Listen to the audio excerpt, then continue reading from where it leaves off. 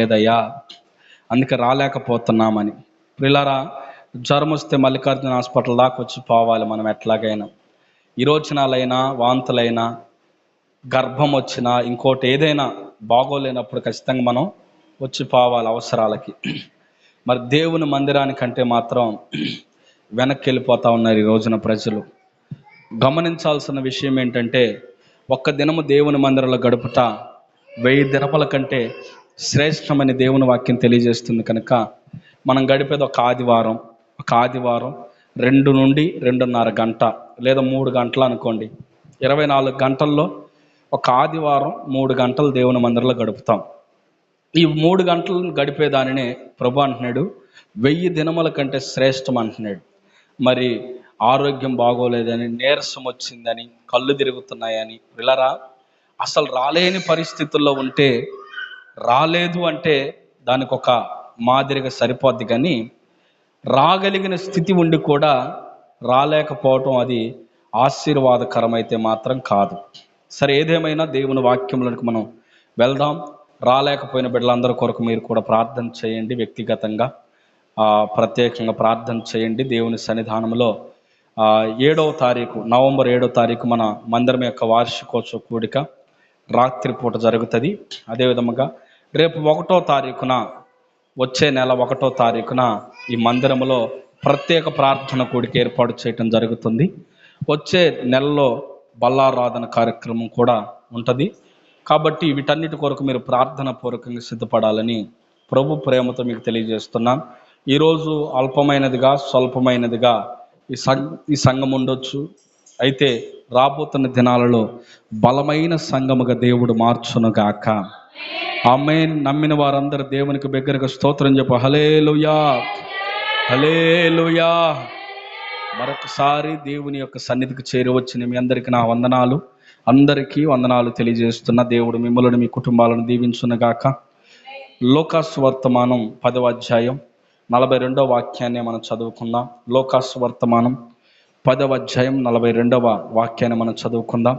చదువచ్చిన వాళ్ళందరూ కూడా బైబిల్ తీసి, పరిశుద్ధ గ్రంథమైనటువంటి బైబిల్ తెరచి వాక్యాన్ని చదవాలని ప్రభు ప్రేమతో మీకు తెలియజేస్తున్నాను. చదవండి అమ్మా. లోకాసు వార్త. మరియు మరియా ఉత్తమమైన దానిని ఏర్పరచుకొనెను, అది ఆమె యొద్ద నుండి తీసివేయబడదు. హల్లెలూయా. చాలు. ప్రియమైన దేవుని బిడ్డలారా, ఈ చదవబడిన వాక్యాన్ని మనం కానీ కాస్త క్షుణ్ణంగా పరిశీలన చేస్తే ఇక్కడ రాయబడిన మాట ఏంటంటే, యేసుక్రీస్తు ప్రభు మరియా వాళ్ళ ఇంటికి వచ్చాడు. మరియా అంటే మీకు తెలుసు కదా, మరియా, మార్తా ఇద్దరు అక్క చెల్లెళ్ళు. వారికి ఒక తమ్ముడు ఉన్నాడు, ఆయన పేరు లాజరు. వీరు ఎక్కడుంటారంటే బేతనియా గ్రామంలో ఉంటారు. ఆ రోజుల్లో యేసుక్రీస్తు ప్రభు వీళ్ళ ఇంటికి అరుదుగా వచ్చి పోతా ఉండేవాడు. అరుదుగా అంటే నెలకి కనీసం 1 సారైనా 2 సార్లైనా వచ్చి పోతా ఉండేవాడు. అలాంటి పరిస్థితుల్లో ప్రియమైన దేవుని బిడ్డలారా, యేసుక్రీస్తు ప్రభు ఒకరోజు ఆ ఇంటికి వచ్చినప్పుడు మార్తా ఇంట్లో వంట పనులలో బిజీ అయిపోయింది. మార్తా ఆయన కొరకు రకరకాల వంటలు, రొట్టెలు, మాంసము, ఆకుకూరలు, రసము, అవి ఇవన్నీ ఆయన కొరకు చేసి భోజనాలతో యేసుని మెప్పించాలని ఆమె ప్రయత్నాల్లో ఆమె ఉంది. అలాంటి పరిస్థితుల్లో మార్తకు కోపం వచ్చింది. ఎందుకు వచ్చిందంటే, మరియా అనేటువంటి ఒక ఆమె వాళ్ళ చెల్లి మరియా యేసు ప్రభు పాదాల దగ్గర ఉండి వాక్యాన్ని వింటా ఉంది. ఏం చేస్తుంది మరియా? యేసు ప్రభు పాదాల దగ్గర వాక్యాన్ని వింటూ ఉంటే మార్తకు కోపం వచ్చి, ఇదిగో మరియా, ఏంది నేను ఇంత కష్టపడతా ఉంటే, ఎవరి కోసం కష్టపడుతున్నా? యేసు ప్రభు కొరకే కదా, బోధకుని కొరకే కదా నేను కష్టపడేది.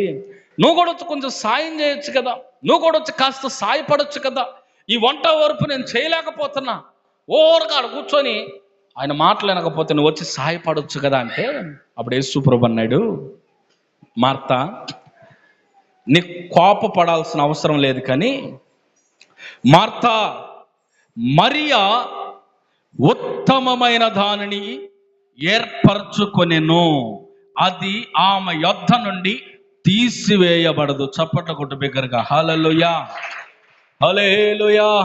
ప్రియమైన దేవుని బిడ్డలారా, దేవుని ఎదుట ప్రాముఖ్యమైనది ఏంటి అంటే వంట చేయటం ప్రాముఖ్యం కాదు. పాస్టర్ గారి కడుపు నిండా పెట్టి ఆయన్ని తృప్తిపరిచి చేతి నిండా కానుకిచ్చి తృప్తిపరిచి పంపవలసినటువంటి అది ప్రాముఖ్యత కాదు. ఏది ప్రాముఖ్యం అంటే, ఏది ఉత్తమం అంటే వాక్యం వినటం ఉత్తమం. మార్త వంట వరపులో బిజీ అయిపోతే యేసు ప్రభు వాక్యాన్ని చెబుతున్నప్పుడు యేసే పాదాల దగ్గర కూర్చొని ఆయన ఉత్తమమైన మాటలు వింటా ఉంది మరియా. ఆ మరియను చూసి యేసయ్య అంటారు ప్రజలతో, మరియా ఉత్తమమైన దానిని ఏర్పరచుకున్నది, అది ఆమె యొద్ద నుండి తీసివేయబడదు. హల్లెలూయా. ప్రియమైన దేవుని బిడ్డలారా, ఈ రోజున ప్రార్థన మందిరానికి వస్తున్న నీవు, ప్రార్థన మందిరానికి రాకుండా శబ్ద యంత్రము ద్వారా వింటున్న నీవు ఏది ఏర్పరచుకుంటున్నావు? ఉత్తమమైన దానిని ఏర్పరచుకుంటున్నావా? అవుత్తమమైన దానిని ఏర్పరచుకుంటున్నావా? నీ జీవితంలో ఏది ఉత్తమం? ప్రియమైన వారులారా, మనము ఈ క్రైస్తవ జీవితాన్ని చేస్తున్న మనం ఈ క్రైస్తవ ప్రపంచంలో యేసుక్రీస్తు యొక్క రాకడలో ఎత్తబడాలని ఈ భూ ప్రపంచం మీద 46 డినామినేషన్లు ఉన్నాయి. ఎన్ని డినామినేషన్లు ఉన్నాయి? 46 డినామినేషన్లు ఉన్నాయి. ఇది బాగా గుర్తుపెట్టుకోవాలి మీరు. ప్రియులారా గమనించండి నా మాటలు. 46 డినామినేషన్లలో ప్రతి డినామినేషన్కి మీరు వెళ్ళండి. సెవెంత్ డే వాళ్ళని అడగండి, హెబ్రోను వాళ్ళని అడగండి, పెంతెకోస్తు వారిని అడగండి, బాప్టిస్ట్ వారిని అడగండి, చర్చ్ ఆఫ్ గాడ్ అనే వాళ్ళని అడగండి, లేదా క్రీస్తు సంఘాలను అడగండి, లేదా ఇండిపెండెంట్ సంఘాలను అడగండి. ఏ సంఘమని అడిగినా అయ్యా మీ ధ్యేయం ఏంటి, మీ ధ్యానం ఏంటి, మీ లక్ష్యం ఏంటి అని అడిగితే వాళ్ళు చెప్తారు, మా లక్ష్యం ఏంటంటే పరలోక రాజ్యానికి వెళ్ళాలని. హల్లెలూయా. ఎవరు ఎలా బోధించినా, ఏ క్రమాలు పెట్టుకొని బోధించినా వారి లక్ష్యం ఏంటంట? యేసయ్య దగ్గరికి వెళ్ళాలని. ఏంటి? వీరందరూ ఏర్పరచుకున్నది ఒకటే, వీరు వెళ్ళాలనుకుంటున్న మార్గం అంతా ఒకటే. ఆ మార్గమే ఉత్తమమైన మార్గం. హల్లెలూయా, హల్లెలూయా. ప్రియమైన దేవుని బిడ్డలారా, క్రైస్తవ ప్రపంచంలో నేను ఒక క్రిస్టియన్ని, నేను ఒక క్రైస్తవుణ్ణి, నేను ఒక క్రైస్తవరాలని చెప్పుకుంటున్న నీవు ఉత్తమమైన దానిని ఏర్పరచుకోవాలి. హల్లెలూయా. ప్రియమైన దేవుని బిడ్డలారా, నీవు ఉత్తమమైన దానిని ఏర్పరచుకున్నప్పుడు, నీ జీవితాన్ని ఉత్తమముగా నువ్వు మార్చుకున్నప్పుడు, నీ జీవితము, నీ కుటుంబ జీవితము పరలోక రాజ్యానికి వెళ్ళేటువంటి ఆస్కారం, అవకాశం ఉంది. కాబట్టి నీవు ఏది ఉత్తమమో బైబిల్ గ్రంథంలో నుండి కొన్ని మాటలు మనం ధ్యానం చేసుకుందాం. ఏది ఉత్తమమైనది, ఏది ఏర్పరచుకోవాలి, మనం ఏది ఎంచుకోవాలి? ఉత్తమం అనే మాటకి మంచిది అని అర్థం, ఉత్తమం అనే దానికి శ్రేష్టమైనది అని అర్థం. ఇప్పుడు మనం ఒక షాప్కి వెళ్తాం. ఆ షాపులో ఒక వస్తువును మనం కొనాలంటే ఆ వస్తువులు, ఒకే రకం వస్తువులు 10 వస్తువులు మన మధ్యలో పెడతారు. ఆ ఎదురుగా కనపడినప్పుడు ఆ 10 వస్తువులలో మనం దేనిని ఎంచుకుంటాం? 10లో ఉత్తమమైన దాన్ని ఎంచుకుంటాం. ఇప్పుడు ఒక స్థలం కొనాలి, 10 స్థలాలు ఉన్నాయి. ఈ తూర్పు ఫేస్, ఈ పడమట ఫేస్, ఈ దక్షిణం, ఇది పడమట, ఇది ఉత్తరమా? ఓకే, మంచిదే. మరి ఏ ముఖమున్న దాన్ని కొనాలి? ఏది ఉత్తమమైనది అని మనకు అనిపిస్తే దానినే మనం కొంటాం కదా. ప్రియమైన దేవుని బిడ్డలారా చూడండి, ఒక 10 వస్తువులు ఉన్నప్పుడు, 10 స్థలాలు ఉన్నప్పుడు, 10 ఇళ్ళు ఉన్నప్పుడు, వాటిలో ఏది ఉత్తమముగా, ఏది మంచిదిగా మనకు అనిపిస్తే దానినే మనం కొంటాం, దానినే మనం తీసుకుంటాం. బట్టలైనా సరే, ఒంటికి ధరించుకునే వస్త్రాలైనా ఏది బాగుంటే దానిని మాత్రమే మనం ధరిస్తాం. అలాగనే ఈ యొక్క క్రైస్తవ ప్రపంచంలో, ఈ విశ్వాస జీవితంలో నువ్వు ఏది ఎంచుకోవాలి, ఏది మంచిదిగా నువ్వు ఏర్పాటు చేసుకోవాలో ఒక 2 మాటలు నేను తెలియజేస్తాను. చదవండి. ఆదికాండం 49వ అధ్యాయం 11వ వాక్యం. ఆదికాండం 49:11. ఆదికాండం 49వ అధ్యాయం 11వ వాక్యాన్ని చదవండి. ఉత్తమ ద్రాక్షావల్లికి తన గాడిదను కట్టి, ద్రాక్షావల్లికి తన గాడిదను, ఉత్తమ ద్రాక్షావల్లికి తన గాడిద పిల్లను కట్టి, ద్రాక్షారసములో తన బట్టలను, ద్రాక్షల రసములో తన వస్త్రములను వదుకును. చాలు. నా ప్రియమైన దేవుని బిడ్డలారా, చూడండి, దేవుని వాక్యం తెలియజేస్తుంది, యూదాను గురించి దేవుని వాక్యం తెలియజేస్తుంది. యూదా ద్రాక్ష వల్లికి తన గాడిదను కడతాడట. ఉత్తమ ద్రాక్ష వల్లికి తన గాడిద పిల్లను కడతాడు. ప్రియమైన దేవుని బిడ్డలారా, గాడిద అంటే అర్థం మనిషి జీవితానికి సాదృశ్యంగా ఉంది గాడిద. ఈ మనిషి ఎలా కష్టపడతాడో గాడిద కూడా అలాగే కష్టపడుతుంది. ఒరే గాడిదలాగా ఉన్నావురా, వెళ్ళి కష్టపడొచ్చు కదరా అని అంటారు పెద్దవాళ్ళు. ఒరే గాడిద కష్టపడుతున్నావు కానీ రూపాయి కూడా దాచిపెట్టుకోలేకపోయావరా అని అంటారు. అయితే బైబిల్ కూడా అదే చెప్తుంది. గాడిద స్థానంలో నీ పేరు పెట్టుకో, గాడిద స్థానంలో నిన్ను ఊహించుకో.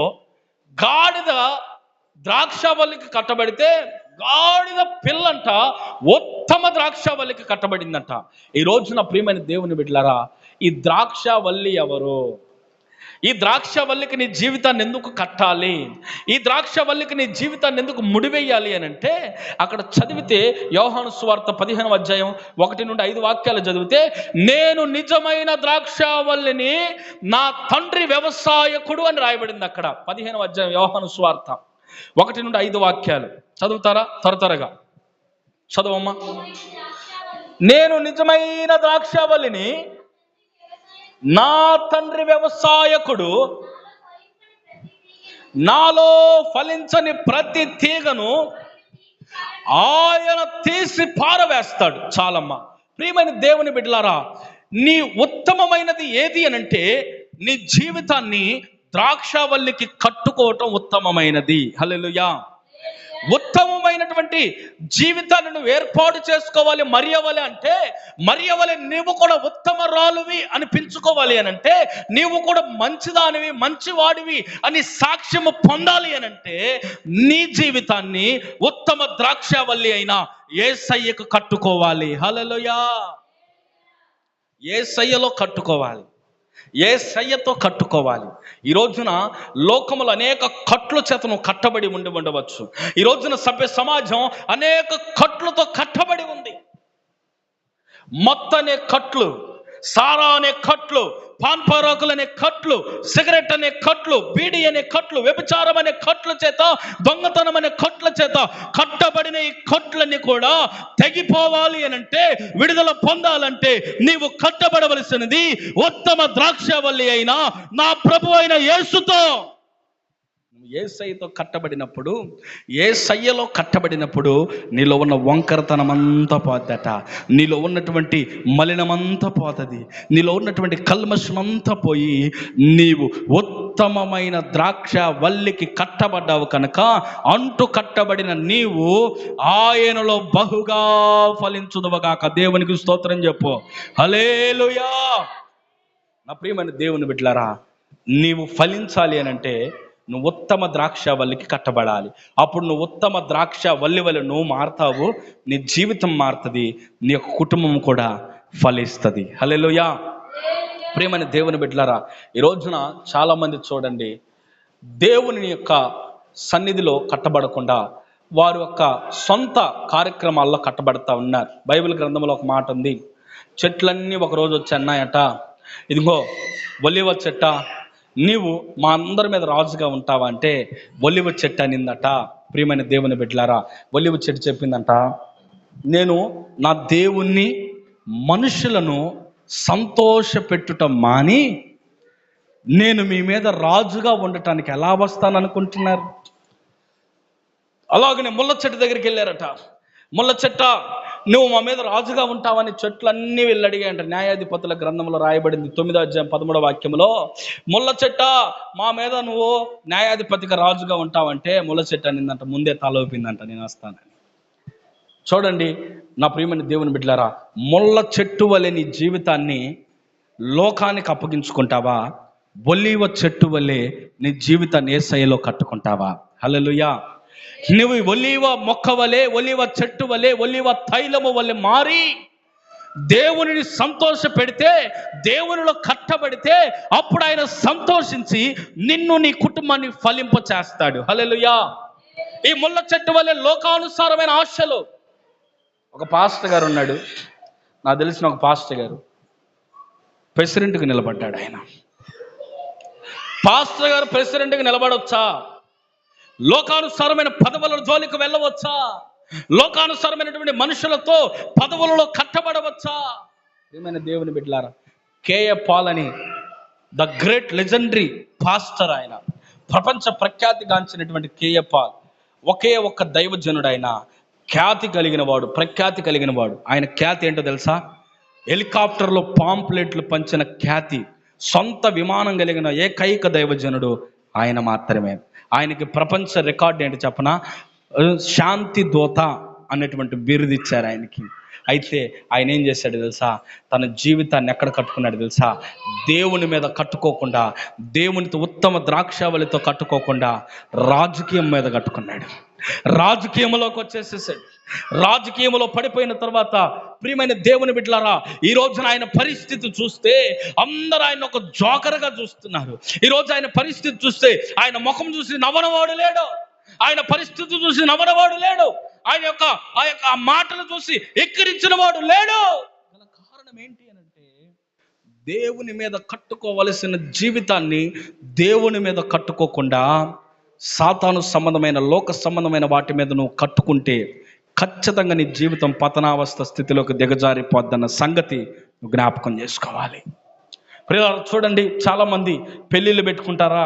పెళ్ళి పెట్టుకుంటారు, పాస్టర్ గారికి చెప్పరు. ఆయన పిలవాలి, పెద్ద ఆయన పిలవాలి, అయ్యగారిని పిలవాలి. అయ్యా, ఇదిగో వీడి పేరు మీద ఏమొచ్చిందో చూడయ్యా, వాడి పేరు మీద, దాని పేరు మీద ఏమొచ్చిందో చూడయ్యా అని అంటారా? అమ్మా, ఇదిగో ఈడేమో ముంగీస్, అమ్మా ఈడేమో తాస్పాం వచ్చింది, వీళ్ళిద్దరికి పెళ్లి చేయటానికి వీలు లేదమ్మా అంటాడు. ప్రియులారా, పెళ్లి చేయకూడదని నిర్ధారించడానికి మానవుడు ఏ పార్టీ వాడు? వాని మీద కట్టుకుంటావు నీ జీవితాన్ని. ఆ మధ్య దైవజనులు, చిలకలూరుపేటలో సేవ చేస్తున్న దైవజనులు ఒక మాట చెప్పాడు. వాళ్ళ ఇంటికంట ఆయన సాక్ష్యంలో చెప్తా ఉన్నాడు. ఆయన ఇంటికి ఒక ఆయన వచ్చాడట. అయ్యగారు వచ్చి, ఇదిగో సహోదరుడా, మీరు అప్పుల పాలవటానికి గల కారణం ఏంటో తెలుసా? మీరు అప్పుల పాలవటానికి కారణం ఏంటో తెలుసా? వంట రూమ్ పక్కన బాత్రూమ్ లేదు. బాత్రూమ్ ఎప్పుడు వంట రూమ్ పక్కనే ఉండాలి. వంట రూమ్లో తినాలి, బాత్రూంలోకి వెళ్ళాలి అని చెప్పాడట. సరే నేను చెప్పి బయట ఉన్న బాత్రూమ్ తెచ్చి వంట రూమ్ పక్కన కట్టుకున్నాడు. ఆయన ఎక్కడ కట్టుకున్నాడు? వంట రూమ్ పక్కన కట్టుకున్నాడు. కట్టుకున్న తర్వాత నా ప్రియమైన దేవుని బిడ్డలారా, మీరు మాత్రం వాక్యం మీద శ్రద్ధ పెట్టి వినండి, వాక్యాన్ని ఆలకించండి, నా మాటలు వినండి. ప్రియమైన దేవుని బిడ్డలారా, చూడండి, బాత్రూమ్ని ఎక్కడ తెచ్చి కట్టాడు? వంట రూమ్లో కట్టాడు. మరొకసారి ఆయన దగ్గరికి వెళ్ళి మరలా ఆయన్ని పిలిచి అడిగాడంట, అయ్యా, వంట రూమ్ బాత్రూమ్ పక్కన కట్టిన, బాత్రూమ్ వంట రూమ్ పక్కన కట్టిన మార్పు ఏం రాలేదా అంటే, బెడ్రూమ్ తీసుకెళ్ళి వంట రూమ్ వెనకాల కట్టన్నాడట. అయినా కూడా ప్రయోజనం లేదు. ఈ కిటికీ తీసి ఇటు పక్క పెట్టి అన్నాడట, అయినా ప్రయోజనం లేదు. ప్రియులారా, చూడండి, దేవునికి వాస్తు లేదు. దేవునికి వాస్తు లేదు. యేసు ప్రభువుని నమ్ముకున్న నీవు దినములన్నీ మంచివేనని చేశాడు ఆయన. దిక్కులన్నీ మంచివేనని చేశాడు ఆయన. దిక్కులు మంచివి కాదని, దినములు మంచివి కాదని మనం చేసుకున్నాం. అయితే మనం కట్టుకుంటున్నాం ఇవన్నీ. ఎవడో చెప్పిన దాని మీద నీ జీవితాన్ని కట్టుకోబాకు. ఎవడో చెప్పిన దాని మీద నీ జీవితాన్ని చెక్కుకోబాకు. నీ జీవితం ఎక్కడ కట్టబడాలంటే, నేను ప్రకటిస్తున్నా సజీవుడైన యేసుక్రీస్తు అనే బండ మీద నీ జీవితాన్ని నువ్వు కట్టుకోవాలి. హల్లెలూయా, హల్లెలూయా. ఎవరు ఎన్ని చెప్పినా నువ్వు మారకూడదు. ఎవరు ఎన్ని చెప్పినా నువ్వు ఉత్తముడుగా మారాలి అంటే, నువ్వు ఉత్తమురాలుగా మారాలి అంటే, ఎవరు ఎన్ని చెప్పినా వాళ్ళ మాటలు, వాళ్ళ ప్రలోభాలు, వాళ్ళ మాటలకు నువ్వు లొంగకూడదు, వంగకూడదు. ఎందుకనంటే లోకనాథుల మాటలు శాపానికి గురి చేస్తాయి. లోకనాథుల మాటలు నిన్ను శాపగ్రస్తునిగా మారుస్తాయి, శోధనల పాలు చేస్తాయి. ఇలారా, దేవుని మీద ఆధారపడటం నేర్చుకోండి, దేవుని మీద కట్టుకోవటం నేర్చుకోండి. ప్రతి మాట దేవునిలో కట్టుకోవటం నేర్చుకో. దేవుడు నీ జీవితాన్ని ఆశీర్వాదకరంగా మార్చునుగాక. ఆమేన్, హల్లెలూయా. ఈ ఒలీవ చెట్టు అంటుంది, నా దేవుణ్ణి నేను సంతోష పెట్టకుండా మిమ్మల్ని ఎలా సంతోష పెడతాను అనుకుంటున్నారు? ఈ రోజున నువ్వు సంతోష పెట్టవలసింది ఎవరినో తెలుసా? నీ జీవితాన్ని కట్టుకోవలసింది ఎవరితోనో తెలుసా? యేసయ్యలో నువ్వు కట్టుకోవాలి నీ జీవితాన్ని. యేసయ్యను నువ్వు సంతోష పెట్టాలి. మనుషుల్ని ఎంతసేపు సంతోష పెడతావు? మనుషుల్ని ఎంతసేపు ప్రలోభ పెడతావు? మనుషులు ఎదుటి ఎంతవరకు ముఖస్తుతి చేస్తావు? మనుషులు ఎదుటి ఎంతవరకు నీ యొక్క డాపర మాటలు ఎంతవరకు చెబుతావు? ఈరోజు పొగుడుతావు మనిషిని, ఆ కాసేపు వాడేది నీకు గిఫ్ట్ ఇస్తాడు. గిఫ్ట్ ఇచ్చినంత వరకు నువ్వు పొగుడు ఏం చేస్తావు? నీ జీవితాన్ని కట్టుకోవా? నీ జీవితం ఎప్పుడు ఇంకా పొగడతల పాలేనా? నీ జీవితం ఎప్పుడు ఒకరిని పొగడతమేనా? లోకాన్ని పొగిడితే లోకం పాలైపోతావు, జాగ్రత్త. లోకాన్ని కాదు నువ్వు పొగడాల్సింది, దేవుణ్ణి పొగుడు. మహాగణుడా, మహోన్నతుడా, యేసయ్యానికి స్తోత్రమని పొగడు. ప్రతి విషయములు యేసయ్యను పొగడటం ప్రారంభించు, యేసయ్యను ఘనపరచడం ప్రారంభించు. నీ జీవితాన్ని ఒక విప్లవాత్మకంగా నా దేవుడు మార్చకపోతే అడుగు. హల్లెలూయా. ప్రియమైన దేవుని బిడ్డలారా, నాకు తెలిసిన ఒక పాస్టర్ గారు ఉన్నాడు. ఆ పాస్టర్ గారికి ఒక మంచి సంఘాన్ని ఇచ్చాడు యేసయ్య. ఇస్తే ఆ సంఘములో ₹1 కానుక వస్తుంది కాబట్టి ఆయన దగ్గరకు వచ్చే పాస్టర్లు అందరికీ ఖర్చు పెడతా ఉండేవాడు. ఆయన వచ్చిన సేవకుడికల్లా కానుక ఇచ్చేవాడు. ఈ కానుక కొరకు అలవాటు పడిన సేవకులు ఏం చేస్తున్నారంటే ఆ సేవకునికి భజన చేస్తున్నారు. ప్రియులారా, ఆ సేవకుడికి ఇచ్చింది ఎవరు డబ్బులు? యేసయ్య. మరి వీళ్ళు భజన ఎవరికి చేస్తున్నారు? ఈ సేవకుడికి చేస్తున్నారు. ఈరోజు నీ భజన ఎవరితో ఉండాలంటే, నువ్వెవరికి భజన చేయాలంటే, నువ్వెవరికి ఆ సంబరం చేయాలంటే, నువ్వెవరికి ఈ జాగారాలు చేయాలంటే, నువ్వెవరికి ప్రార్థనలు చేయాలంటే, నువ్వెవరికి జపము చేయాలంటే, నేను ప్రకటిస్తున్న యేసు ప్రభువుకు మాత్రమే అవి చెల్లునుగాక. ఆమేన్. హల్లెలూయా. నువ్వు మనుషులను గణపరచబాకు, మనుషులను ప్రలోభపరచబాకు. మనుషులు ఏ పాటి వాళ్ళండి? నరమలాడుతున్న నరులు సృష్టింపబడిన వారు. నువ్వెలా సృష్టింపబడ్డావో సేవకుడు కూడా అలాగే సృష్టింపబడ్డాడు. సేవకుడి మీద నీ జీవితాన్ని కట్టుకోవద్దు. సేవకుడు గొప్పవాడు కాడు ఎప్పటికీ, దేవుడే గొప్పవాడు.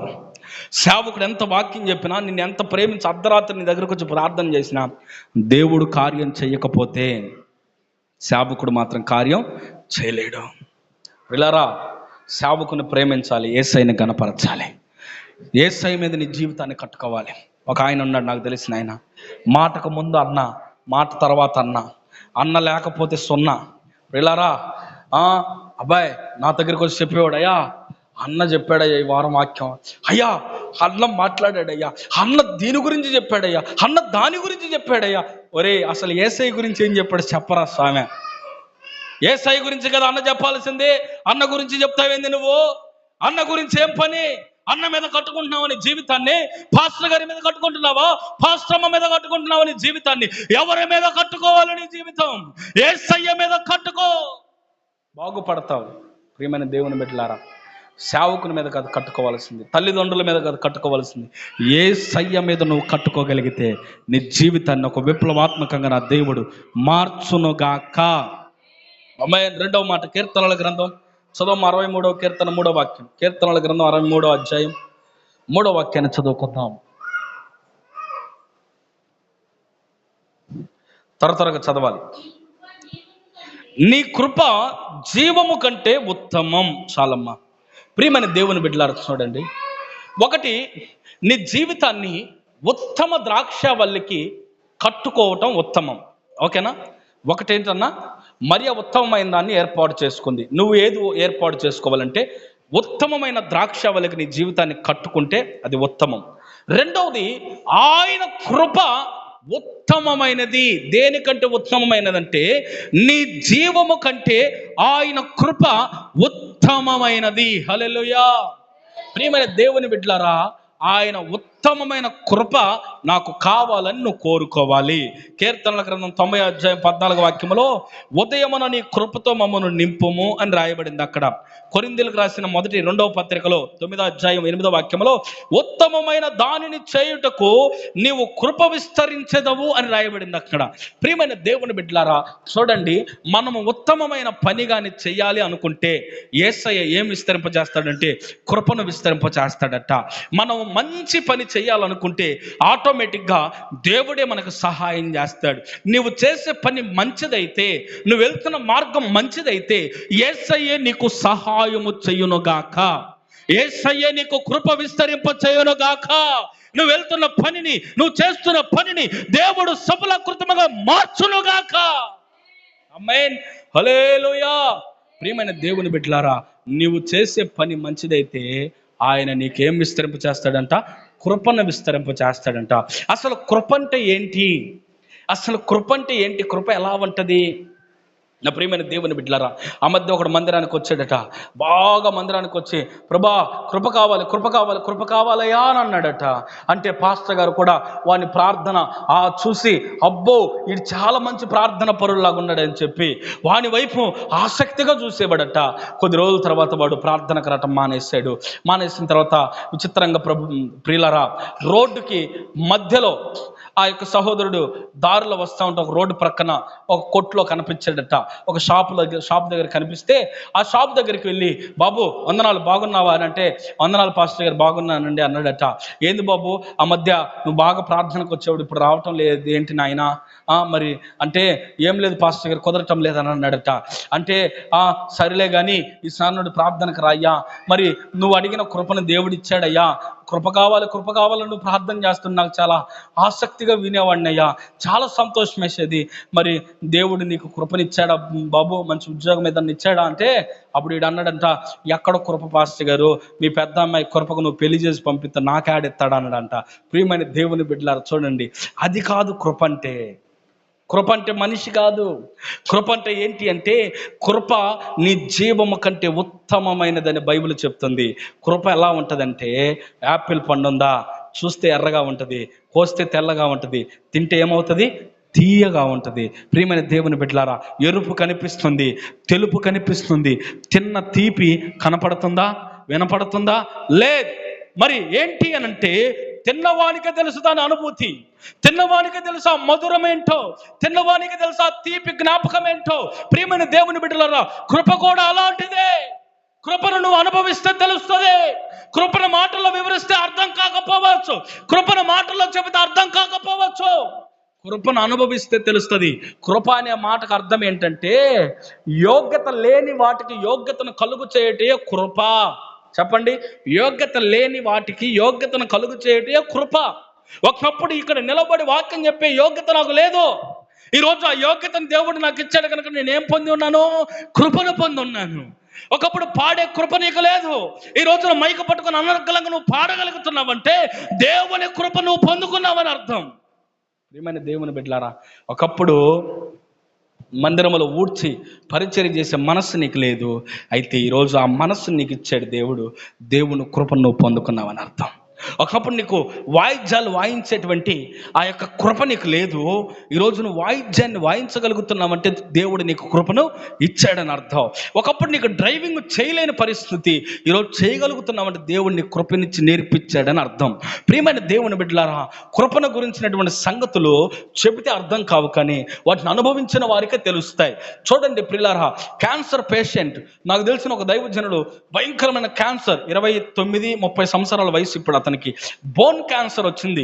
ఇంచుమించుగా 50 లక్షల రూపాయలు ఖర్చు పెట్టారు, నో ఫలితం లేదు. అయితే ఆ బైబిల్ని కాలుతో ఒక తన్ను దన్నిన వాడు, వాళ్ళ అమ్మ నాన్నలు చేస్తున్న ప్రార్థన సేవకులే వాళ్ళు, సేవకులకు పుట్టిన వీడు మాత్రం గంజాయికి పాల్పడ్డాడు, వీడు మాత్రం డ్రగ్స్కి అలవాటు పడ్డాడు, అమ్మాయిలకు అలవాటు పడ్డాడు, ఆడవాళ్ళకు అలవాటు పడిన వీడు వ్యభిచారపు మత్తులో, లోకపు మత్తులో బ్రతుకుతున్న ఈ సేవకుని కుమారుడు ఒక రోజున క్యాన్సర్ బెడ్ మీద పడుకొని ఇంకా ఆఖరి శ్వాస విడిచిపెట్టాలి. అలాంటి పరిస్థితుల్లో, భయానకమైనటువంటి పరిస్థితుల్లో ఆ బెడ్ మీద పడుకొని ఉన్నప్పుడు వాళ్ళ అమ్మగారు వచ్చి డాక్టర్లు చెప్పారు ఆఖరి స్టేజ్లో ఉన్నాడు, ఇక ఒక వారం 4 రోజుల్లో చచ్చిపోతాడని చెప్పినప్పుడు ప్రియులారా, వాళ్ళ అమ్మ వచ్చి క్రొత్త నిబంధన బైబిల్ పుస్తకాన్ని తీసుకొచ్చి, రేయ్ చిన్నప్పుడు నువ్వు బాగా బైబిల్ చదివేవాడివి, చిన్నప్పుడు నువ్వు బాగా ప్రార్థన చేసేవాడివి, ఎందుకురా ఇలా మారిపోయావు, ఎందుకురా ఇలా అయిపోయావు అని చెప్పి కన్నీళ్ళు పెట్టుకొని ఈ పుస్తకాన్ని ఒకసారి చదువు నాయనా, ఇది మరలా ఒకసారి చదవరానంటే, నా పిల్లరా ఆ యొక్క సహోదరుడు ఆ పుస్తకాన్ని, ఆ బైబిల్ గ్రంథాన్ని, చిన్న బైబిల్ గ్రంథాన్ని తీసుకొని రోజు చదవటం ప్రారంభించాడంట. చదివి రోజుకు 2 అధ్యాయాలు 3 అధ్యాయాలు చదివి వారంలో ఆ బైబిల్ మొత్తం అయిపించాడట. అయిపోయిన తర్వాత చదవటం ఆపిన తర్వాత వెంటనే ప్రార్థన చేసుకునేవాడంట, ప్రభా నీ కృప జీవము కంటే ఉత్తమదని చెప్పావు కదా, నా జీవం ఏ పాటిదయ్యా, నా జీవము కంటే ఉత్తమమైన నీ కృపతో నా జీవాన్ని వెలిగించయ్యా, నా జీవాన్ని వెలిగించయ్యా, మరలా నాలోనికి జీవాన్ని పంపించయ్యా, నా ఎముకలలోనికి జీవాన్ని పంపించు, నా నరములలోనికి, కండరములలోనికి, నా శరీర దేహములలోనికి నీ జీవవాయువును పంపించు అని దేవుని ఎదుట ప్రార్థన చేసుకునేవాడంట. రోజు ప్రార్థన చేసుకుంటా ఉంటే విచిత్రమైన సంగతి ఏంటో చెప్పనా? ప్రియమైన దేవుని బిడ్డలారా, ఆ యొక్క సహోదరుడు ప్రార్థన చేసుకుంటూ ఒక మాట చెప్పాడంట. ఇప్పటి వరకు బైబిల్ పట్టుకున్న ప్రతి ఒక్కరిని నేను కొట్టాను, ఇప్పటి వరకు నీ బైబిల్ పట్టించుకొని నేను కొట్టించుకుంటానయ్యా అన్నాడట. హల్లెలూయా, హల్లెలూయా. ఇప్పటి వరకు నేను కొట్టాను, కాళ్ళతో కొట్టాను, చేతులతో కొట్టాను, ఉమ్మి వేశాను బైబిల్ పట్టుకున్న వాళ్ళ మీద. మా అమ్మ వాళ్ళు కష్టపడి అన్నానికి లేక ఉపవాసాలు ఉండి మమ్మల్ని ఉపవాసాలు పెట్టినప్పుడు విసుగు చెంది ఈ బైబిల్ని పట్టుకొని ప్రమాణం చేసుకున్నా. అయితే నీవు కానీ నన్ను బ్రతికిస్తే జీవితాంతమునైనా నీ కృపను పొందుకొని జీవితాంతం ఈ బైబిల్ పట్టుకొని నిన్ను ప్రకటిస్తా అన్నాడట. ప్రియులారా, రాత్రి ఒక గొప్ప వెలుగు ఆ సహోదరుని తాకింది. ఈరోజు నేను అద్భుతమైనటువంటి సాక్షిగా రాష్ట్రాల్లో వాడబడుతున్నాడు. దేవునికి స్తోత్రం కలుగును గాక. ఆమేన్, హల్లెలూయా.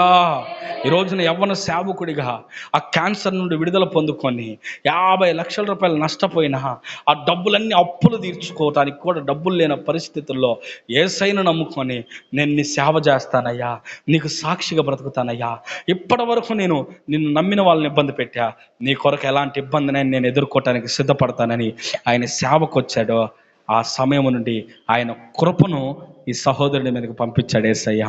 బ్రతకటానికి యోగ్యత లేదు ఇతనికి, క్యాన్సర్ కొరుకుడు పుండది, ఎవడ బ్రతకలేదు అప్పటి వరకు. అలాంటి పరిస్థితులు ఈ అబ్బాయిని అదే హాస్పిటల్ 20 మందిని ఎత్తుకెళ్ళారంట మార్చురీలోకి. 21వ వాడు ఈడు అవుతాడు అనుకున్నారు. వీళ్ళని సజీవనుగా దేవుడి ఇంటికి తీసుకుని వచ్చాడు. చప్పట్లు కొట్ట బేకరిక. హల్లెలూయా. ప్రియమైన దేవుని బిడ్డలారా, కృపను దేవుడు విస్తరింపజేస్తాడు. ఎప్పుడో తెలుసా?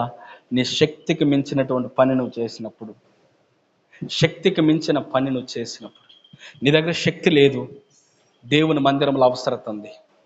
ఆ అవసరతను చూసి నువ్వు నీ శక్తికి మించి నువ్వు ఏదైనా దేవుని మందిరానికి చేయగలిగితే, దేవుని కొరకు చేయగలిగితే, ఆ శక్తిని చూసిన యేసయ్య, అయ్యో నా బిడ్డకు శక్తి లేకపోయినా, అప్పుల్లో ఉన్న, అనారోగ్యంలో ఉన్న, నా మందిర అవసరతలు ఎరిగాడు, నా పనిలో అవసరతను ఎరిగాడని నీకు కృపను విస్తరింపచేయును గాక.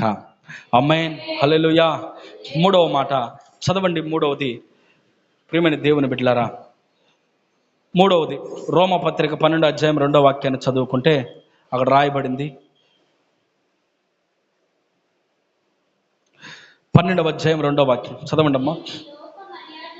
మీరు ఈ లోక మర్యాదను అనుసరింపక ఉత్తమమును అనుకూలమును సంపూర్ణమునైన దేవుని చిత్తమేదో పరీక్షించి తెలుసుకొనున్నట్లు మీ మనస్సు మారి నూతన మగుట వలన రూపాంతరం పొందుదురు. ప్రియమైన దేవుని బిడ్డలారా, చూడండి, 3వది ఏంటంటే దేవుని చిత్తము చేయటమే ఉత్తమం. మొదటిది ఏంటి చెప్పండి? ఉత్తమ ద్రాక్షావళికి మన జీవితాన్ని కట్టుకోవటం ఉత్తమం అయితే, 2వది చెప్పండి, ఇప్పుడు చెప్పాను నేను మీకు, కృప జీవము కంటే ఉత్తమమైన కృపను పొందుకోవటం ఉత్తమం. 3వది ఆయన చిత్తము చేయటం ఉత్తమం. హల్లెలూయా. దేవుని చిత్తము ఎవడైతే చేస్తాడో అతడు ఉత్తమమైన దాన్ని ఎంచుకున్నాడు అని అర్థం. ప్రియులారా, మత్తయి సువార్త 6వ అధ్యాయం 10వ వాక్యంలో రాయబడింది, నీ చిత్తము పరలోకమందు నెరవేరునట్లుగా భూమి మీద కూడా నెరవేరునుగాక. ఎవరి చిత్తం? యేసయ్య చిత్తం పరలోకములో ఎలాగైతే నెరవేరుతుందో ఈ భూమి మీద కూడా అలాగనే నెరవేరుతుంది. అలా నెరవేర్చుటకైనా సమర్థుడైన దేవుడు. అందుకే మనం చేసే ప్రార్థనలో, ప్రభా నీ చిత్తమైతే నాకు ఈ అవకాశమే, నీ చిత్తమైతే ఈ వస్తువు నేను కొనుక్కునే భాగ్యమే, నీ చిత్తమైతే నేను బ్లెస్ చేయబడాలి, నీ చిత్తమైతే నాకు ఒక మగబిడ్డను దయచేయి, నీ చిత్తమైతే నాకు ఒక ఆడబిడ్డను దయచేయి, నీ చిత్తమైతే ఒక ఎకరం పొలము దయచేయి, నీ చిత్తమైతే ఈ ఉద్యోగం నాకు ఇయ్యయ్యా, నీ చిత్తమైతే ఈ ప్రమోషన్ నాకు ఇయ్యయ్యా అని నువ్వు అడగగలిగితే, ఆయన చిత్తాన్ని నువ్వు కోరుకోగలిగితే దేవుడు నీ జీవితంలో అద్భుతము జరిగించునగాక. ఆమేన్. మత్తయి సువార్త 7వ అధ్యాయం 21వ వాక్యంలో రాయబడుతుంది, ప్రభువా ప్రభువా అని పిలుచువాడు పరలోకములో ఉండడు, నా తండ్రి చిత్తమును నెరవేర్చువాడు మాత్రమే పరలోకములో ఉంటాడు. ఇప్పుడు చెప్పండి, ప్రభువా ప్రభువా అని పిలుచువాడు పరలోకములో ఉండడట. ప్రభువా నీ నామం పేరిట దెయ్యాల వల్ల కొట్టలేదా? ప్రభువా నీ నామం పేరిట పేర్లు పెట్టి పిలవలేదా? ప్రభువా నీ నామం పేరిట ప్రవచనాలు చెప్పలేదా? ప్రభువా నీ నామం పేరిట టచ్ అంటే పడిపోలేదా? ప్రభువా నీ నామం పేరిట కోట తీసి గిరా గిరా తిప్పి జనాల మీద కొడితే అనేక మంది బాగుపడలేదా అంటే వాళ్ళందరూ ప్రభు యొక్క సన్నిధి అయిన పరలోకంలో ఉండరంట. కానీ ఆయన చిత్తమైనటువంటి పని చేసిన వాడు, ఆయన చిత్తానుసారంగా బ్రతికిన వాడు, ఆయన చిత్తానుసారంగా నడిచిన వాడు మాత్రమే పరలోక రాజ్యములో ఉంటాడు. హల్లెలూయా, హల్లెలూయా. పేతురు 1వ పత్రిక, ఏది దేవుని చిత్తం అంటే దెస్సలోనికలకు రాసిన మొదటి పత్రిక 5వ అధ్యాయం 18వ వాక్యాన్ని చదివితే, ప్రతి విషయములో కృతజ్ఞత స్తుతులు చెల్లించుట దేవుని చిత్తం. దెస్సలోనికలకు రాసిన పత్రిక త్వరగా చదువుతామమ్మా. 5వ అధ్యాయం 18వ వాక్యం చదవండి, చదవచ్చిన వాళ్ళు. దెస్సలోనికలకు రాసిన మొదటి పత్రిక, ప్రతి విషయమనందు కృతజ్ఞత స్తుతులు చెల్లించుడి. ఇలాగు చేయుట యేసుక్రీస్తునందు నీ విషయములో దేవుని చిత్తం. ఇప్పుడు చెప్పండి అన్న, దేవుని చిత్తం ఏంటి చెప్పండి? ప్రతి విషయములో కృతజ్ఞత స్తుతులు చెల్లించుట దేవుని చిత్తం. ప్రియులారా, మరి నువ్వు చెల్లిస్తున్నావా? ప్రతి విషయములో దేవునికి కృతజ్ఞత స్తుతులు నువ్వు చెల్లించేటువంటి స్థితిగతుల్లో ఉన్నావా? డబ్బులు లేవన్నా, ఆపరేషన్లో కడుపు కొయ్యాలి, మరి బిడ్డను అడ్డం తిరిగాడు, బిడ్డ బయటకు రావాలంటే మరి ఇది పరిస్థితి అని అంటే మరి వాడికి వెళ్ళి పెడతావే ₹1,00,000. ప్రియమైన దేవుని బిడ్డలారా, ఏమా దేవునికి కృతజ్ఞత స్తుతులు చెల్లించావా?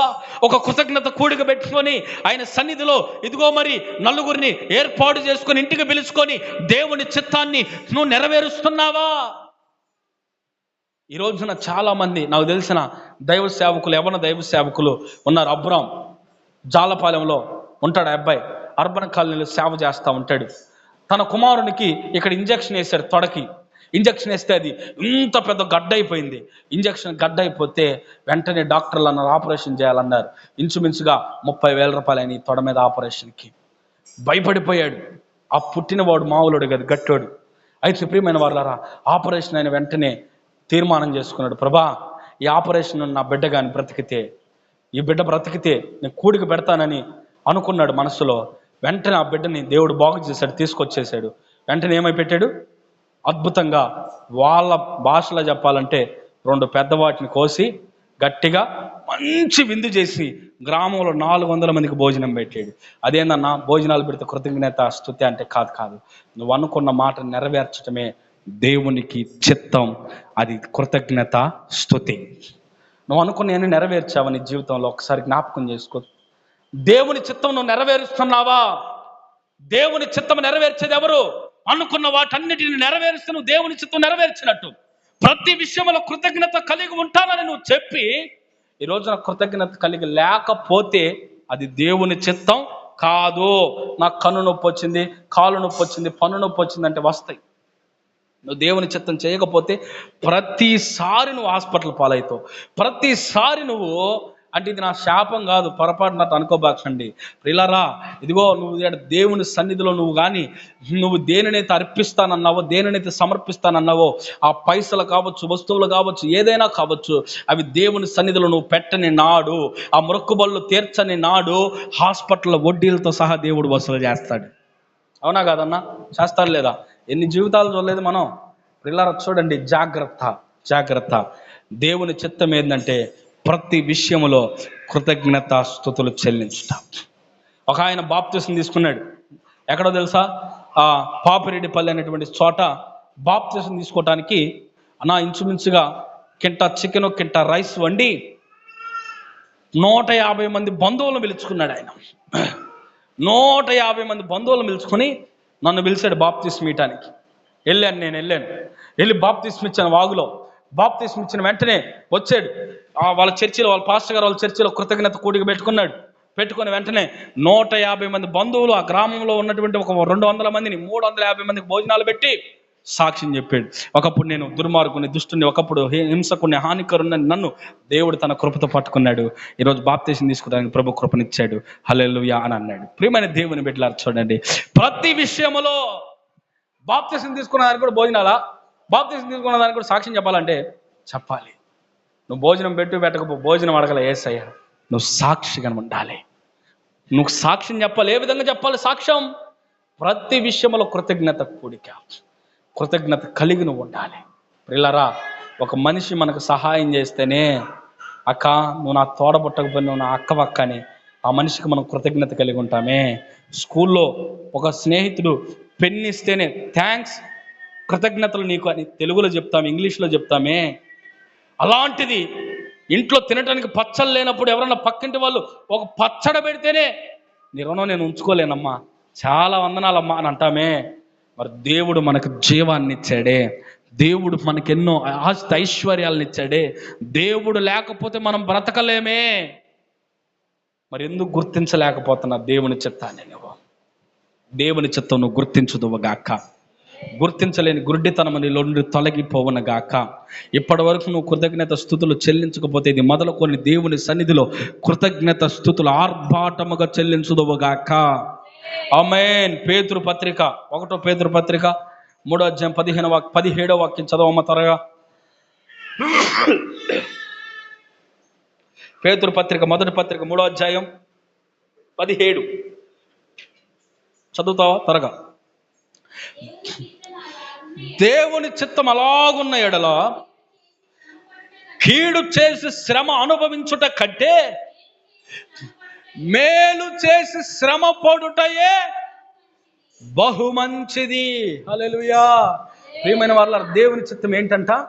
కీడు చేసి శ్రమ పడుట కంటే కీడు చేసిన వానికి కూడా మేలు చేసి శ్రమ పడుటయే మంచిది. హల్లెలూయా. కొంతమందికి మనం ఉపకారం చేస్తాం, కానీ వాళ్ళు మనకు అపకారమే చేస్తారు. వాళ్ళని వెంటనే మనం అంటాం, చీ వీడు కృతజ్ఞత లేనోడ్రా, వీడు కుక్కరా, వీడు అలాంటోడ్రా అని అనకూడదు. ఎందుకో తెలుసా?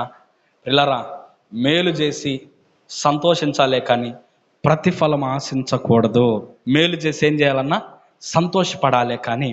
ఈరోజు ఈయన సంతకం పెడతానికి పిలిచాడా, ఈయనకు సంతకం పెట్టి సంతోషపడాలే కానీ నాకేమిస్తావు, ఏందాక అక్క చెప్పినట్టు నాకు ఎంత కూలిస్తావు, ప్రతిఫలం ఆశించకూడదు. అది దుర్మార్గం.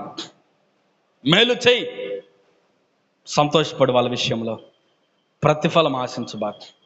ప్రతిఫలం ఆశించే దానికి నువ్వు ఎందుకు మేలు చేయటం? ఇక పిల్లరా, దేవుని వాక్యం అదే తెలియజేస్తుంది.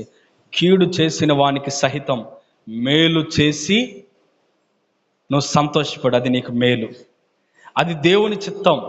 దేవుని చిత్తం ఏదనగా కీడు చేసిన వానికి సహితము మేలు చేయటమే. ఒక సహోదరుడు నాకేం చేశాడంటే, అన్నా మా తమ్ముడు బ్రతకాలన్నా 1,00,000 రూపాయలు కానుకిస్తానన్నా అని అన్నాడు. అప్పుడు మందిరం లేదు, ఇక మందిరానికి స్థలం ఉంది, మందిరం లేదు. గంతులు వేస్తున్నా నేనేమో, దేవుడు ఆ అబ్బాయిని బ్రతికిస్తాడు, వాడు ఎలుకల మందు ఆగాడు, బ్రతికిస్తాడు, వెంటనే వాడు 1,00,000 రూపాయలు నాకు కానుకిస్తాడు. ఎవరికన్నా ఆశ ఉంటుందా ఉండదా? లక్షిస్తారు, మందిరానికి పునాది వేస్తాం. యేసు నామములో దేవుడు గొప్ప కార్యం చేస్తాడని 2 రాత్రులు ఉపవాసం ఉండి 2 రోజులు ఉపవాసం ఉండి ఆ బిడ్డ కొరకు ప్రార్థన చేస్తున్నాం. కనిగిరిలో హాస్పిటల్లో మల్లికార్జునలోకి వెళ్ళి ప్రార్థన చేసి వచ్చాను. వాడిని ఇంటికి తీసుకొచ్చారు. ఆ పిల్లోడు కడుపులో ఏమి లేక ఇంటికి వచ్చినాక ఆవేశంతో ఆయాసపడి 2 ప్లేట్ల కిచిడి తినడంట, పలావ్. ఎవడన్నా పురుగుల మంది ఆగినాడు, ఎవడన్నా తింటాడు. అది ఇంటికి వచ్చినాక మజ్జిగ అన్నమో, ఆ దాహం తీరేదానికి కొబ్బరి నీళ్ళు తాగాలి. అయితే ఈడేం చేశాడు, ఆవరావరమంటూ 2 పళ్ళాలు తిన్నాడంట కిచిడి. అప్పటికప్పుడు కడుచుకొచ్చుకొని తిన్నాక కడుపు నిండా పేకల దాకా తిన్నాడు. తినక తినక తినక తినక 4-5 రోజుల తర్వాత తిన్నాడు కదా, వెంటనే పేకల దాకా శృతి మించిపోయేసరికి ఊపిరాడలే. ఇంకా ఊపిరాడకపోయేకి అటని మంచాన్ని అడ్డపడ్డాడు. ఇక అమ్మో వీడికి మళ్ళీ ఏదో అయిందిరా, రివర్స్ అయిపోయిందని చెప్పి వాడిని తీసుకెళ్ళి ఒంగోలు హాస్పిటల్లో పెట్టారు, రిమ్స్లో పెడితే ఈడి యాక్షన్ చూసి ఆ డాక్టర్ సెటస్కోప్ కూడా పెట్టకుండా, అయ్యా ఈడి సిచ్యువేషన్ దారుణంగా ఉంది, చచ్చిపోయేటట్టున్నాడు, ఈడి యొక్క వ్యవహారం చూస్తే ఇంక మీరు సంతకం పెడితే ఈడి పరిస్థితి మేము చూస్తామని అన్నారంట. ఎందుకని? వాడు ఆడిగిపోయింది ఆ బుస్స, ఎగబుస్స కక్కితే కాదు ఫ్రీ అయ్యేది, అది లేకుండా ఎగబుస్స మీద వెళ్ళాడు. మొత్తానికి ఆ పక్కనే కలవర టెంపుల్ ఉంది, పేరుతో సహిత చెప్తున్నా. కలవర టెంపుల్ ఉంటే ఆ టెంపుల్లోకి వీళ్ళందరూ వెళ్ళారు. హాస్పిటల్లో ఉండనిలేదంట, వాడిని మాత్రం ఉండనిచ్చారు. వాడికి ట్రీట్మెంట్ చేస్తున్నారు. అయితే నాకు ఫోన్ చేశాడు, అన్నయ్య మా తమ్ముడు చచ్చిపోయేటట్టున్నాడు అన్నయ్య, వాడి కొరకు ప్రార్థన చేయ అన్నయ్య అని ఫోన్ చేస్తే నేను చెప్పాను, దేవుడు వాడిని బ్రతికించి ఇంటికి తీసుకొచ్చాడు, మరలా తీసుకొని వస్తాడు, మీరు ధైర్యంగా ఉండండి, నేను ప్రార్థన చేస్తాను. ఆ రాత్రి కూడా ప్రార్థన చేశాం. పిల్లారా, చిత్రమైన సంగతి ఏంటి చెప్పిన, ఆశ్చర్యకరమైన విషయం ఏంటంటే, వాళ్ళు కలవర టెంపుల్లోకి వెళ్ళి ఆడ ప్రార్థన చేసుకుందామని కూర్చున్నారంట. ఏంటి ఎందుకు వచ్చారు మీరని అక్కడున్న వాలంటీర్స్ అడుగుతారు. మీలాంటి వాళ్ళు విశ్వాసులే, వాళ్ళు కూడా సేవకులేం కాదు, అడిగారంట. మా తమ్ముడికి సావబ్రతికలో ఉన్నది అది ఇదని రచ్చరంబోలుగా చెప్పేసరికి వాళ్ళు వెంటనే ఆడే మోకరించి ప్రార్థన చేద్దాం, ప్రభా బిడ్డని జ్ఞాపకం చేసుకో, దీవించి ఆశీర్వదించి లేవనెత్తాయని అన్నారంట. అయిపోయింది. యేసు రక్తమే జయం. అయిపోయిన తర్వాత ఇదిగో మా సతీష్ అన్న అసలు మోకరించి మోకాలు పగల కొట్టుకొని ఇదిగో ఈ సతీష్ అన్న ఇచ్చిన కొబ్బరి నుండి డబ్బా ఈ దేశ వాడి నోట్లో 2 బొట్లు వేయండి రా బాబు, వాడు లెగ్స్ గంతులు ఎత్తాడని చెప్పారంట. ఆ నూనె తీసుకొచ్చి వాడు ట్యాబ్లెట్లు వేసుకునే వాడి నోట్లో 2 సొక్కలు వేసారంట. అప్పటికి లేచి కూర్చున్నాడు, వాడే వేసుకుంటున్నాడు మందులు, వాడే తాగుతున్నాడు నీళ్లు, అన్నీ వాడు బాగైపోయాడు. ఈ కొబ్బరి నూనె వేసిన తర్వాత వాళ్ళు వచ్చారంట. ఎప్పుడు వాడు లెగిసి తిరిగేటప్పుడు వచ్చి, ఓ ఏం చేశారు మీరు, కొబ్బరి నూనె వేసారా ముందే అని అన్నారంట. వేసామండి రాగానే. అందుకే ఈ కొబ్బరి నూనె మహిమ, యేసు రక్తమే జయం, సపట్లు కొట్టండి అన్నాడంట. మిమ్మల్ని కాదు వాళ్ళని. ప్రియమైన దేవుని బిడ్డలారా చూడండి, కొబ్బరి నూనెలో అంత శక్తి ఉంది, మా అన్నలో అంత ప్రార్థన ఉంది. అన్న మోకరించి 40 రోజులు ఎదుగో స్టిక్కర్ కూడా చూడండి, అది ఆ సిలువ స్టిక్కర్ అని చెప్పి ఇచ్చారంట. ప్రియమైన దేవుని బిడ్డలారా ఇంటికి వచ్చారు. వచ్చిన తర్వాత బాధాకరమైన విషయం ఏంటి చెప్పిన, వాడు బతికొచ్చింది నాకు సంతోషమే. ఇంకా డబ్బులు తీసుకున్నాడు, కట్ట తీసుకొని వచ్చి నా చేతిలో పెట్టాడు. అబ్బా ఇంకెంతకంటే మించింది ఏముందిరా అనుకున్నా నేను. ఇంకా ప్రార్థన చేసి తీసుకోమంటావా అంటే, మీకు కాదన్నయ్య, ఇది సతీష్ అన్నయ్యకి ఇవ్వాలన్నయ్య అని అన్నాడు. పిల్లరా ఎంత బాధాకరం అంటే, కళ్ళల్లో నీళ్లు దాచిపెట్టుకొని అదే పట్టుకొని ప్రార్థన చేశా. ప్రభా సతీష్ అన్న చేతులు ఇంకా పెద్దవి చేయ్యా దీన్ని తీసుకొని అని ప్రార్థన చేసి పంపించిన తర్వాత పిల్లరా చిత్రంగా తీసుకెళ్ళి ఇచ్చారు. అయిపోయింది. అయితే నేను ప్రార్థనలో కూర్చొని ఏడుస్తా ఉన్నా, ప్రభా చేతులు దాకా వచ్చిన డబ్బులు నువ్వు ఎందుకు ఇప్పించలేదు ప్రభా, ఇస్తే మందిరం కట్టుకోవాలని నాకు ఆశ ఉంది కదా, నా స్వార్థానికి నేనేం అడగలేదు కదా నిన్ను, వాళ్ళ ద్వారా నువ్వు కార్యం చేసావు వాళ్ళ పట్ల, నువ్వెందుకు నాకు ఇప్పించలేదు ప్రభా అంటే, ప్రభు నాకు ఒక ఆలోచన ఇచ్చాడు. పిల్లరా ఇదే మనుషులు అర్బన్ కాలనీలో కూడా ఒక మందిరానికి సహాయం చేసిన తర్వాత ఈ రోజుకి వాళ్ళు ఏమంటారు తెలుసా, ఆ మందిరం కట్టించింది మేమేనన్నా, ఆ పాస్టర్ గారికి మేమేనన్నా, ఆ పాస్టర్ గారిని బతికిస్తుంది మేమేనన్నా, రోజు ఇంత కానుకిస్తామన్నా, ఇంత బో పెడతామన్నా, ఇన్ని బియ్యం ఇస్తామన్నా నా దగ్గరకు వచ్చినప్పుడు అల్లా చెప్పేవాళ్ళు. అయితే ఆలోచన ఇచ్చాడు ప్రభు, ఒకవేళ వాళ్ళు ఇచ్చిన డబ్బులతో నువ్వు కానీ కట్టుకుంటే పలానా సేవకుడికి నేను మందిరం కట్టించానని అంటాడరా అని ప్రభు నాకు ఆలోచన ఇచ్చాడు. వెంటనే కళ్ళు తుడుచుకొని ప్రభు ఇచ్చిన ఆలోచనను బట్టి ప్రభుకు మహిమ చెల్లించాను.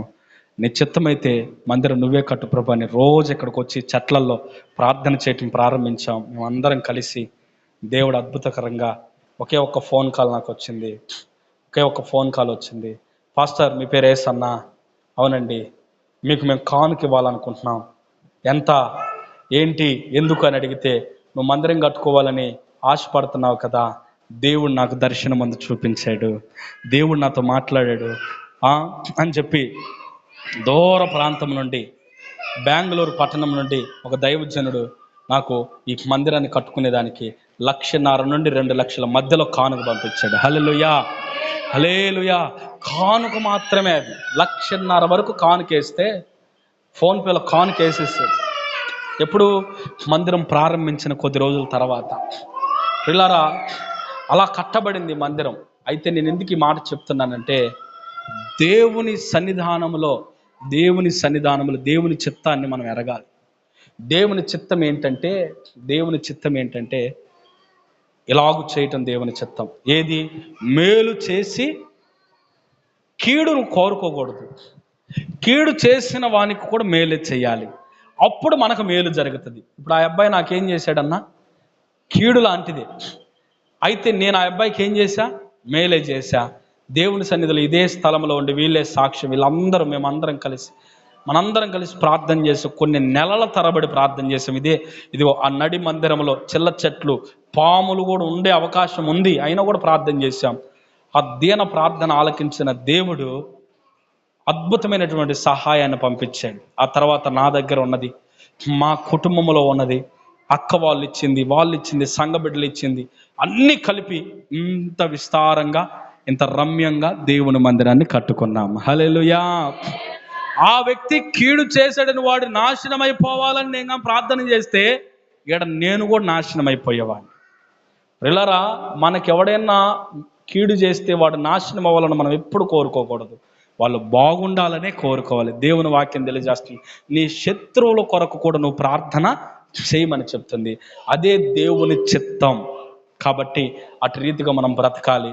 దేవుని మాటలు 3 మాటలు చెప్పే ఈ పూట పిల్లరా, ఒకటి ఉత్తమమైన దానిని మరియ ఏర్పరచుకుంది. ఏది ఉత్తమము, ఏది మంచిది అంటే ఉత్తమ ద్రాక్షవల్లి అయిన యేసయ్యకు మన జీవితాన్ని అంటు కట్టుకోవటం ఉత్తమం. రెండవది ఉత్తమమైన కృపను పొందుకోవటం ఉత్తమం. కృప ఉత్తమమైనది. ఆ మంచి కృపను మనం పొందుకోవటం ఉత్తమం. మూడవది ఆయన చిత్తాన్ని నెరవేర్చటం ఉత్తమం. దేవుడి మాటలను దీవించునుగాక.